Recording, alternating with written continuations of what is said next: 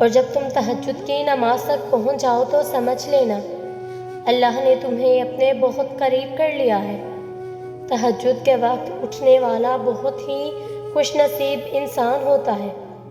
آپ کی زندگی میں پڑھی گئی ایک تہجد کی نماز آپ کی پوری زندگی بدلنے کی طاقت رکھتی ہے۔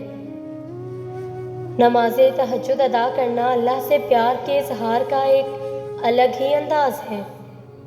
تہجد کی نماز اپنے اندر کچھ راز رکھتی ہے جسے صرف اللہ پاک سے محبت کرنے والے ہی جانتے ہیں۔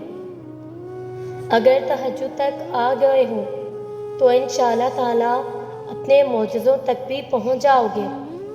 جن کے دل اللہ کی محبت سے بھر جاتے ہیں پھر وہ ان کے لیے تہجد کو خاص کر دیتا ہے۔ خوشیوں کو اپنے حصے میں پاؤ گے جب آپ تہجد میں سر کو جھکاؤ گے۔ اگر ایک درد بھری رات اللہ کے روبرو بیٹھ کر گزر جائے تو زندگی کی باقی راتیں جا کر گزارنی نہیں پڑتی۔ بات تہجد کی ہے، ذرا غور سے سنیے گا۔ تہجد کی نماز وہ واحد نماز ہے جو مؤذن کی نہیں بلکہ دل کی اذان پہ پڑھی جاتی ہے۔ تہجد تو اللہ کی لاڈلی عبادت ہے اور تہجد ادا کرنے والا اللہ کا لاڈلا ہے۔ پھر وہ کیسے اپنے لاڈلے بندے کی دعا رد کر سکتا ہے؟ کیا یہ معجزہ نہیں ہے کہ رات کی تاریکی میں اللہ پاک نے تمہیں تہجد کی لگن لگائی ہے؟ تہجد عشق کی نماز ہے جو یہ سوچ کے پڑھی جاتی ہے کہ آج اللہ سے ملاقات کرنی ہے، اپنی ساری باتیں اللہ سے کرنی ہیں۔